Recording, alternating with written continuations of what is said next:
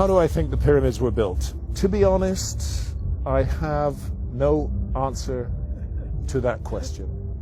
And anybody who tells you that he or she knows how the pyramids were built are not telling the truth, because we don't know. We don't know.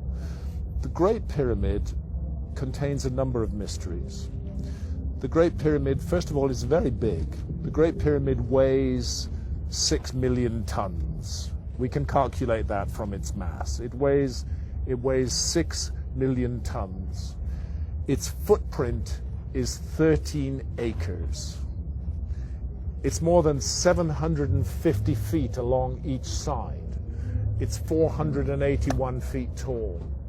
More than 2.5 million individual blocks of stone were used in its construction. But it's not just big, it's really, really precise.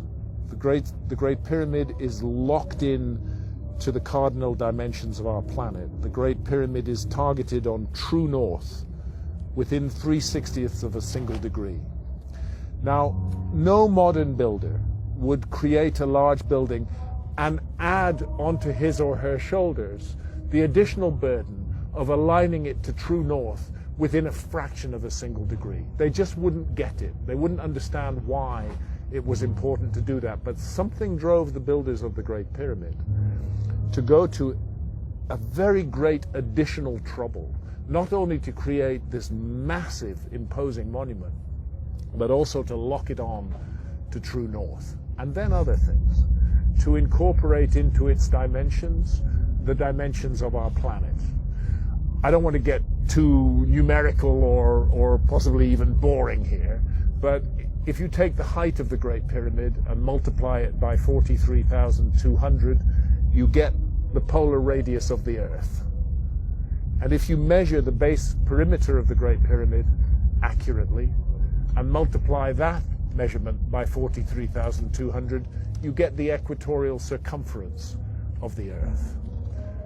In other words, for thousands of years, through times, through dark ages, when human beings didn't even know they lived on a planet, never mind its dimensions, that monument has encoded and speaks out the dimensions of our planet on a scale of 1 to 43,200. And the scale is not random.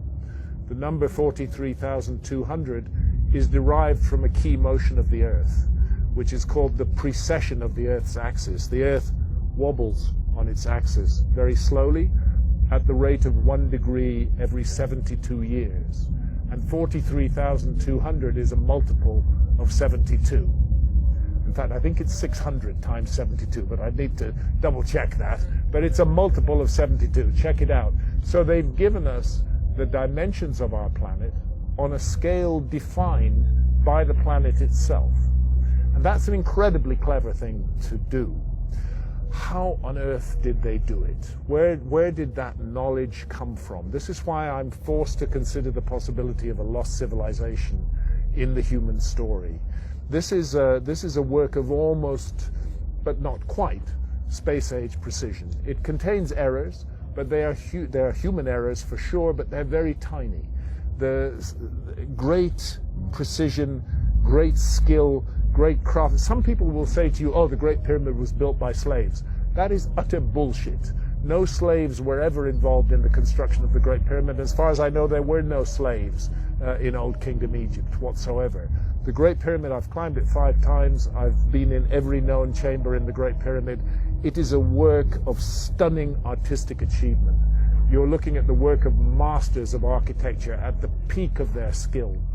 Not an unwilling labor force, but people who gave their labor to that work with love and with care and with attention. There are blocks of stone weighing 70 tons that have been raised more than 300 feet above the ground. And we're not talking a couple of blocks, we're talking dozens of blocks of that weight. The average block weighs about 2.5 tons. It's the moving of those huge blocks of stone, their arrangement into a high precision monument, and the achievement of actually doing it, because you know if you make a small mistake at the base, by the time you get to the summit of your 481 foot high pyramid, you don't have a pyramid, you have a corkscrew. They got it all right, and nobody today can explain how they did it with the knowledge that is supposed to have been available in ancient Egypt in the Old Kingdom, and with the tools that are supposed to have been available. And that's why I can't help feeling that we are missing some chapter from the human story.